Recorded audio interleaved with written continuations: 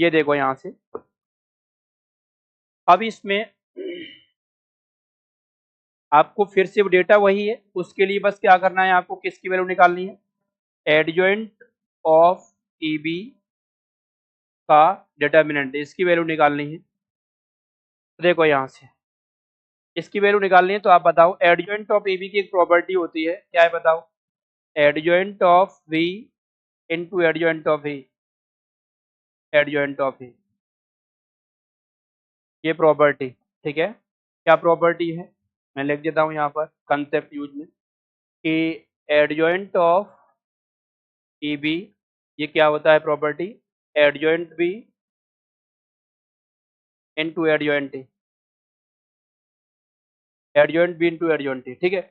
अब बताओ एक मॉडुलस की प्रॉपर्टी क्या बोलते, डिटरमिनेंट की प्रॉपर्टी कि ए बी का डिटरमिनेंट है दो मैट्रिक्स के प्रोडक्ट का डिटरमिनेंट, उनके इंडिविजुअल प्रोडक्ट के अलग अलग डिटरमिनेंट निकालो, उनको मल्टीप्लाई कर लो, ठीक है। तो यहाँ पर भी यही प्रॉपर्टी लगाओ, तो determinant of adjoint of B और एडजॉइंट ऑफ ए, ठीक है। फिर से प्रॉपर्टी, क्या प्रॉपर्टी है फिर से बताओ मुझे, कि एडजॉइंट ऑफ ए का डिटरमिनेंट, ये वैल्यू होती है डिटरमिनेंट ऑफ ए की पावर n माइनस वन, ठीक है, डिटरमिनेंट ऑफ ए की पावर n माइनस वन। यहाँ पर n क्या है, n है order, order of matrix A, matrix A का ऑर्डर है यहाँ पर ये, ठीक है। तो फिर लगाओ यहाँ पर, तो देखो थर्ड ऑर्डर है, n की वैल्यू 3 है, तो क्या हो जाएगा, होल स्क्वायर हो जाएगा वहाँ पर। तो मैं यहाँ क्या बोलूँगा, डिटरमिनेंट b का whole square into determinant A का होल स्क्वायर, दोनों ही थर्ड ऑर्डर के हैं। तो n की वैल्यू 3 रखोगे तो क्या बन जाएगा, एडजॉइंट ए का डिटरमिनेंट क्या होगा, डिटरमिनेंट ऑफ ए का होल स्क्वायर, ठीक है। यहाँ पर ब्रैकेट लगा दो, आप लगाना चाहो,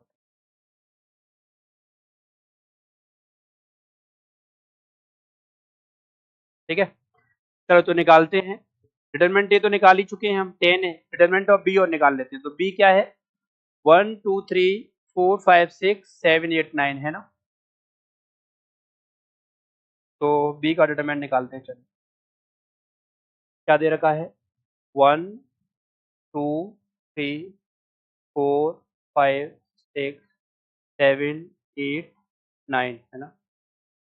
तो देखो यहाँ पर दिख रहा है ना, सारे टर्म क्या है, एपी में है, सारे नंबर देखो 1 2 3 4 5 6 7 8, तो इसका आंसर 0 आएगा। मैं आपको प्रूव कर देता हूँ कैसे।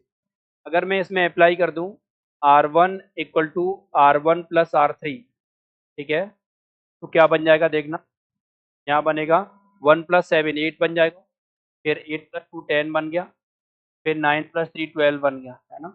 और ये क्या है, 4 5 और 6 7 8 और 9, है ना। अगले जो है स्टेप में, यहाँ पर आप एक ऑपरेशन लगाओ, ठीक है। देखो यहाँ पर,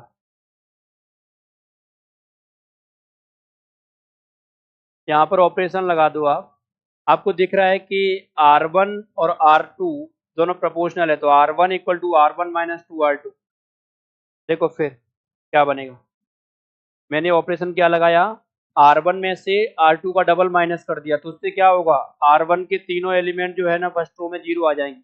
वैसे भी देख सकते हो प्रोपोर्शनल है ना वो, है ना। R1 में जब 1 से मल्टीप्लाई करें, वो सॉरी R2 में जब 2 से मल्टीप्लाई करेंगे तो R1 बन जाएगा, तो इसलिए 0 आ गया, तो ये तो सेम रहा, 4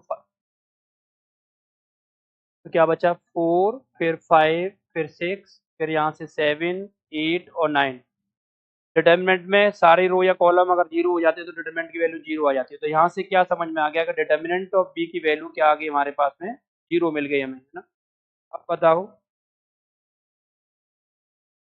देखना यहाँ से नेक्स्ट,